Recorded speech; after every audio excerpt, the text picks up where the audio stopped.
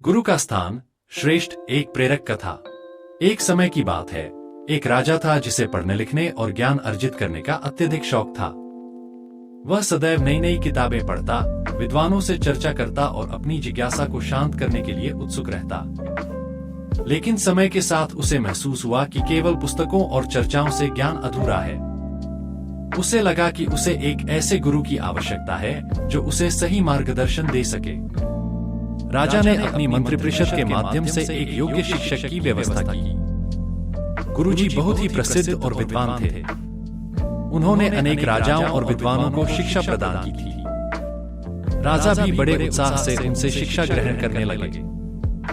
गुरुजी हर दिन पूरी लगन और मेहनत से राजा को ज्ञान देने का प्रयास करते, लेकिन राजा को कुछ भी समझ नहीं आता। राजा की निराशा। कई महीनों तक राजा ने गुरुजी के सानिध्य में अध्ययन किया, परंतु उसे यह महसूस हुआ कि उसकी स्थिति वैसी की वैसी है। उसे न तो शिक्षा का कोई लाभ हो रहा था, न ही वह अपनी जिज्ञासा शांत कर पा रहा था। राजा इस स्थिति से बड़ा व्याकुल था।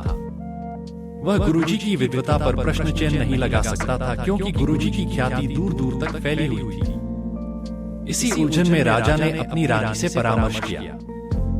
रानी ने बड़े सहज भाव से कहा, राजन, क्यों न आप अपनी समस्या का उत्तर स्वयं गुरुजी से पूछें।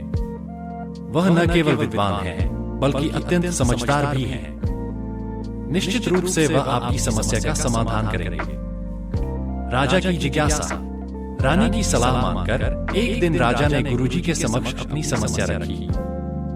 उसने कहा, गुरुवर, मैं पिछले कई महीनों से आपके सानिध्य में शिक्षा ग्रहण कर रहा हूं, परंतु मेरी समझ में कुछ भी नहीं आ रहा है। ऐसा क्यों है? कृपया मुझे इसका उत्तर दें।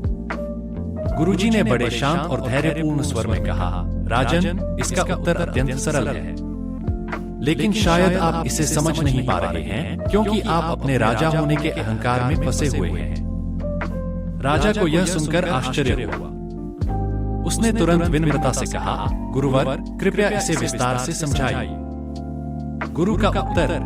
गुरुजी ने मुस्कुराते हुए कहा, राजन, आप एक राजा हैं और हर दृष्टि से मुझसे बड़े हैं, पद, प्रतिष्ठा और अधिकार में। लेकिन यहाँ पर आप और मेरे बीच का संबंध गुरु और शिष्य का है। गुरु का स्थान सदा ऊंचा होता है। शिष्य को अपने गुरु का सम्मान करना चाहिए और उसे उसके उचित स्थान पर रखना चाहिए। लेकिन जब मैं आपको पढ़ाने आता हूँ, तो आप ऊंचे सिंहासन पर बैठते हैं और मुझे अपने से नीचे के आसन पर बिठाते हैं। यही कारण है कि आपको मेरी शिक्षा का कोई लाभ नहीं हो रहा है। गुरुजी ने आगे कहा, शिक्षा ग्रहण करने के लिए शिष्य का विनम्र होना आवश्यक है। जब तक आप मुझे मेरा उचित स्थान नहीं देंगे, तब तक ज्ञान प्राप्त करना असंभव है। मेरे कहने का तात्पर्य केवल ऊंचाई और नीचाई से नहीं है, बल्कि यह है कि मन से आप मुझे क्या स्थान देते हैं। यदि आप मेरे प्रति अपने मन में आदर का भाव नहीं रखेंगे, तो शिक्षा का कोई प्रभाव नहीं होगा। राजा को गलती का एहसास। राजा ने यह सुनकर अपनी गलती को समझा। उसने तुरंत गुरुजी से क्षमा मांगी और कहा, गुरुवर, मैं अब से आपको आपका उचित स्थान दूंगा। कृपया मुझे मार्गदर्शन देते रहें। अगले ही दिन से राजा ने अपनी आदत बदल दी। वह गुरुजी को ऊंचे आसन पर बैठाता और स्वयं नीचे बैठता। उसने अपने मन से अहंकार को त्याग दिया और गुरुजी को पूरे सम्मान के साथ ग्रहण किया। धीरे धीरे राजा को गुरुजी की शिक्षा का लाभ मिलने लगा। वह न केवल एक ज्ञानी शासक बना, बल्कि एक बेहतर व्यक्ति भी बन गया। कहानी का सार। इस कहानी से हमें यह सीख मिलती है कि जीवन में चाहे हम कितने ही बड़े क्यों न हो, पद, धन या प्रतिष्ठा में अपने गुरु का उचित सम्मान करना चाहिए। गुरु का स्थान सदा ऊंचा होता है। यह ऊंचाई केवल शारीरिक नहीं, बल्कि मानसिक और भावनात्मक होती है। यदि हम अपने गुरु के प्रति आदर का भाव रखते हैं, तो उनका आशीर्वाद और ज्ञान हमें सहज ही प्राप्त होता है।